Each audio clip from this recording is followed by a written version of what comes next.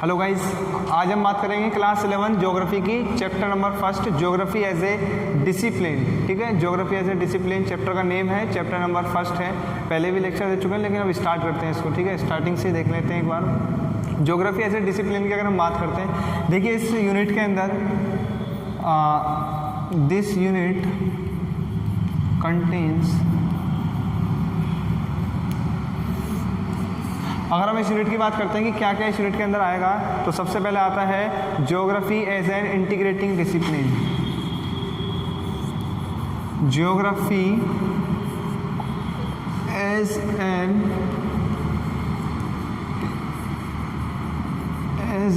Integrating discipline,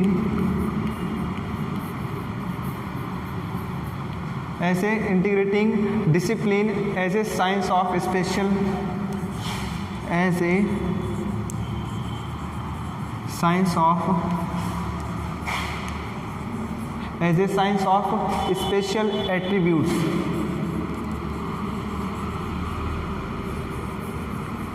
special attributes. ठीक है, ये है। नेक्स्ट अगर हम बात करते हैं, नेक्स्ट है हमारा branches of geography. Branches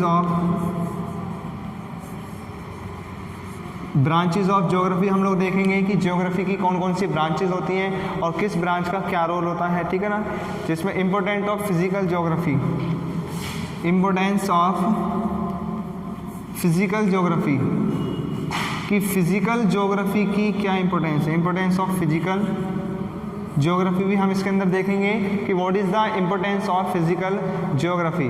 next है व्हाट इज ज्योग्राफी, ये भी टर्म इसके अंदर हम कंक्लूड करेंगे। What is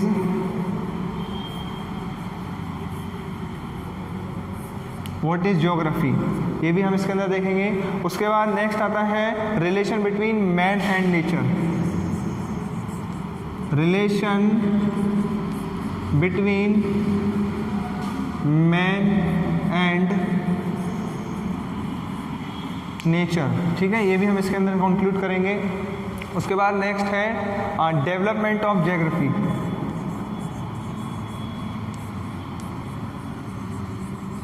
development of geography, ये भी देखेंगे कि किस तरीके से ज्योग्राफी का डेवलपमेंट हुआ, और relation between geography and other subjects. ठीक है ना।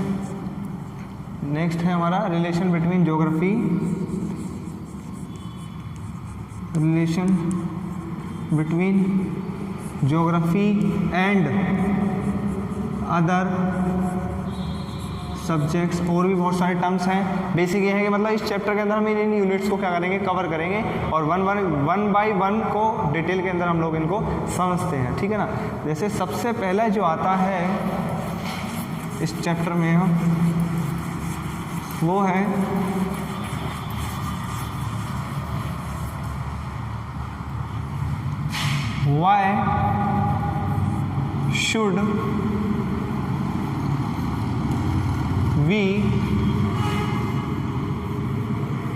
Why should we study geography?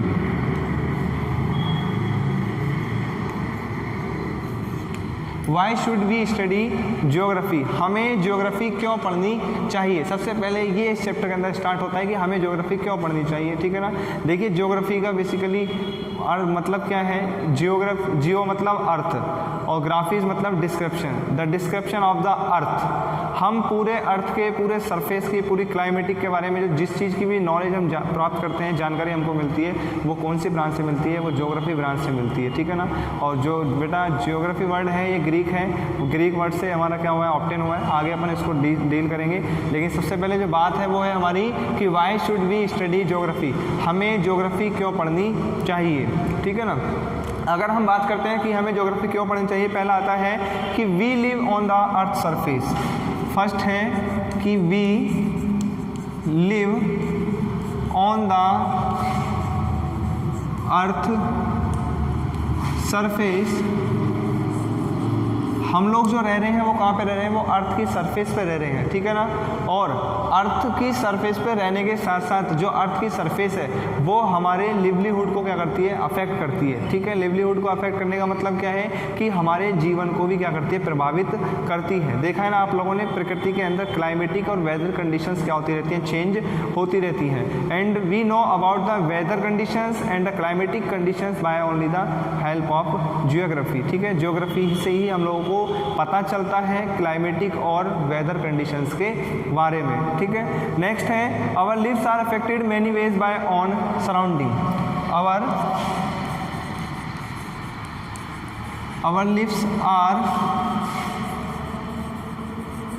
our lives are affected many ways by our surroundings.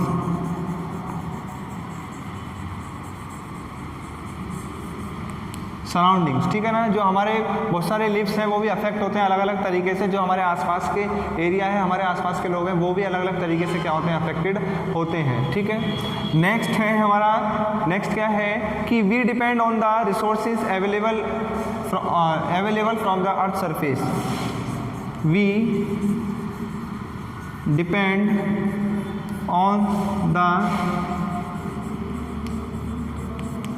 on the resources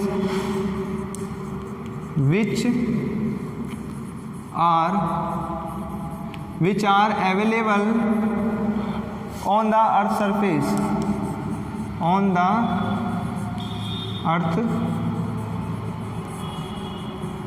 which are available on the earth surface। देखिए मैंने resources में मैं बता देता हूँ। रिसोर्सेज क्या होता है, रिसोर्सेज होते हैं कि all those things which are available in our environment to fulfil the basic needs of the life and human beings क्या करते हैं, देखिए वो ऐसी सारी की सारी चीज़ें जो हमारे एनवायरनमेंट के अंदर क्या है, प्रेजेंट है, और ह्यूमन बींग्स अपनी लाइफ को सर्वाइव करने के लिए उन सारी चीज़ों को क्या कर रहा है, यूज़ कर रहा है, इस्तेमाल कर रहा है, ठीक है ना, यूज़ कर रहा है। तो वो सारी की सारी चीज़ें क्या हमारी रिसोर्सेज हैं। लेकिन ये रिसोर्सेज कहाँ पे अवेलेबल हैं, all the resources are which are available in our earth surface, on the earth surface के ऊपर क्या है, अवेलेबल है। तो ये ज्योग्राफी का पढ़ना ही क्या है, जरूरी है। ज्योग्राफी की हेल्प से हम लोग एस्टिमेट करते हैं कि कहाँ पे किस तरीके का रिसोर्स क्या है, अवेलेबल है। तो इस तरीके से भी ज्योग्राफी को पढ़ना क्या है, इम्पोर्टेंट है। नेक्स्ट अगर हम बात करते हैं primitive societies substituted on the plant and animals. बहुत सारी प्रिमिटिव सोसाइटीज़ हैं, वो ऐसी सोसाइटीज जो अपने जीवन को यापन करने के लिए ही टोटली किस पे डिपेंड है, प्लांट्स और एनिमल्स पे डिपेंड करते हैं। और plants and animals are exist on the earth surface and plants and animals survive in a sustainable condition, climatic conditions. उनको भी सर्वाइव करने के लिए कंडीशंस का, क्लाइमेटिक कंडीशंस का होना क्या होता है, जरूरी होता है। और ये क्लाइमेटिक कंडीशंस हमारी चेंज होती रहती हैं, एक्सट्रीमली चेंज होती रहती हैं। ये भी हम सब किस चीज़ से पता लगाते हैं, जियोग्राफी से ही पता लगाते हैं। तो ऐसी most of primitive societies are mostly depend on the agriculture and animal for their livelihood, ठीक है। अपने जीवन को यापन करने के लिए ज़्यादातर जो प्रिमिटिव सोसाइटीज़ हैं वो हमारी किसके ऊपर डिपेंड हैं, वो हमारी डिपेंड होती हैं एनिमल्स के ऊपर और प्लांट्स के ऊपर, ठीक है। नेक्स्ट जो आता है, नेक्स्ट है कि food, shelter and dress are depending on the climate. हम लोगों को जो फूड मिल रहा है, शेल्टर मिल रहा है, ड्रेसिंग्स मिल रही हैं, ये सारी की सारी चीज़ें हमारी डिपेंडिंग होती है किस पे, क्लाइमेटिक कंडीशंस पे। अगर क्लाइमेटिक कंडीशंस हमारी अफेक्ट हो रही हैं तो उससे हमारा फूड, शेल्टर और ड्रेसिंग भी क्या होती है, हमारी अफेक्ट होती है, ठीक है ना। शेल्टरिंग कंडीशंस भी चेंज हो जाती हैं, सॉरी क्लाइमेटिक कंडीशन चेंज होने से हमारे जीवन पर उसका क्या पड़ता है, प्रभाव पड़ता है। सर्दी आ जाए, गर्मी आ जाए, बारिश आ जाए, जैसे भी क्लाइमेटिक कंडीशंस होंगे आप लोगों ने देखा है कि उसी तरीके से हमें भी क्या होना पड़ता है, चेंज होना पड़ता है। नेक्स्ट है cropping pattern is based on the climate of the place. Geography को पढ़ना इसलिए भी ज़रूरी है कि ऐसा नहीं है कि वर्ल्ड में हर जगह सेम क्लाइमेटिक कंडीशंस हैं, सभी जगह वर्ल्ड में अलग अलग जगह पे डिफरेंट प्लेसेस पे डिफरेंट क्या है, क्लाइमेटिक कंडीशंस हैं। और उन्हीं क्लाइमेटिक कंडीशंस की वजह से लोग अपने आप को क्या करते हैं, according to the weather, according to the climate अपनी लाइफ को क्या करते हैं, सर्वाइव करते हैं। तो इसी के साथ साथ जैसे बहुत सारे फार्मर्स हैं, एग्रीकल्चर फार्मर्स हैं, तो वो अपनी क्रॉपिंग पैटर्न के लिए according to the climatic conditions ही क्या करते हैं, चलते हैं, क्रॉपिंग पैटर्न को यूज़ करते हैं कि किस क्लाइमेटिक कंडीशंस में कौन सी क्रॉप को बोना क्या रहता है, ज़्यादातर सुटेबल रहता है। ये भी इस वजह से हमको स्टडी करनी चाहिए किसकी, ज्योग्राफी की। नेक्स्ट आता है to know the changes changes taken place throughout the geological time. एक मान के चलो एक साल 12 महीने होते हैं, एक साल में कितने महीने होते हैं, 12 मंथ्स होते हैं। तो ऐसा थोड़ी ना कि 12 के 12 महीने एक जैसे होते हैं। एक साल के अंदर देखा ना आप लोगों ने, अलग क्लाइमेटिक कंडीशंस क्या होती चली जाती है, चेंज होती चली जाती है। समर भी आएगा, विंटर भी आएगा, रेनी भी आएगा, स्प्रिंग सीजन भी आएगा। ये क्या है, all these are changing according to the climate. ठीक है, जैसे जैसे क्लाइमेट वेदर कंडीशन चेंज होती रहेंगी वैसे वैसे चीज़ों को क्या होता रहता है, परिवर्तन होना स्टार्ट हो जाता है। इस वजह से ये भी हमको कहाँ से पता लगता है, ये भी to study about the geography. जब हम उनकी ज्योग्राफिकल कंडीशंस के बारे में पढ़ते हैं, ज्योग्राफिकल स्टडी हम लोग करते हैं, तब हमें इन सारी चीज़ों की जानकारी मिलती है। नेक्स्ट है to know the land, to know the lands of the people. Lands या लॉर्ड्स ऑफ द पीपल, कि जहाँ पे कौन व्यक्ति कहाँ पे रह रहा है, तो वहाँ की सोइल की क्लाइमेटिक कंडीशन क्या है, टोपोग्राफी क्या है सोइल की, ठीक है ना, किस तरीके की खेती या किस तरीके की चीज़ों को वहाँ पे ग्रो कराया जा सकता है, वो भी हमको किससे पता लगता है, to know the study of the geography of that particular soil. ठीक है, नेक्स्ट है develop skills to convert globe to map. ठीक है, बहुत सारी स्किल्स को डेवलप करने के लिए स्टडी करा जाता है ज्योग्राफी का किसी चीज़ की। तो अगर हम ज़्यादा से अगर कोई भी चीज़ है, अगर हम उसकी ज्योग्राफिकल कंडीशंस या ज्योग्राफिकल स्टडी हम लोग उसकी करते हैं, तो हम एक स्किल, एक ग्लोब को किस में कन्वर्ट कर सकते हैं, मैप के अंदर कन्वर्ट कर सकते हैं। किसी भी चीज़ को आसान कर सकते हैं उसके बारे में स्टडी करके, और वो कौन मदद करता है हमको, वो भी ज्योग्राफी ही हेल्प करती है। नेक्स्ट है to have visual sense of the earth surface. एक विजुअल सेंस, एक हम विजुअल फॉर्म में अपनी अर्थ सरफेस को देख सकते हैं with the help of geography, क्योंकि आप लोगों को मालूम है कि हर जगह अलग अलग वेरिएशंस हैं। ऐसा नहीं है कि सब जगह एक जैसी कंडीशंस हैं, सब जगह अलग अलग क्या होती हैं, वेरिएशंस, कंडीशंस होती हैं। क्लाइमेटिक कंडीशंस सब जगह अलग अलग होती हैं। तो हमें अगर किसी दूसरी प्लेस की क्लाइमेटिक कंडीशंस या वेदर या एनवायरमेंटल कंडीशंस को जानना है, तो हम वहाँ की ज्योग्राफिकल कंडीशंस को क्या करते हैं, स्टडी करते हैं। और ये ज्योग्राफिकल स्टडीज़ पढ़ने से हम लोग कहीं भी किसी भी जगह की क्या कर सकते हैं, डिटर्मिनेशन कर सकते हैं। ठीक है, जान सकते हैं। इस वजह से हमें क्या पढ़नी चाहिए, ज्योग्राफी पढ़नी चाहिए। ठीक है, नेक्स्ट आता है, ये समझ में आ गया, ये था कि why should we study geography. इस वजह से हमें ज्योग्राफी पढ़नी चाहिए। सारे बताई मैंने बातें आप लोगों को। नोट्स आप लोगों को इस चैप्टर के दे दिए गए हैं, दोबारा सेंड कर दूंगा। अकॉर्डिंग टू नोट्स हम लोग चल रहे हैं। ठीक है, कोई प्रॉब्लम नहीं है। नेक्स्ट है what is geography. What is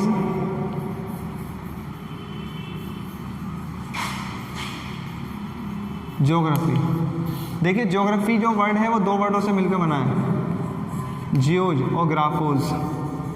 इस ग्रीक वर्ड है, जियो का मतलब होता है अर्थ और ग्राफोज का मतलब होता है डिस्क्रिप्शन। दोनों को मिला के बोल सकते हैं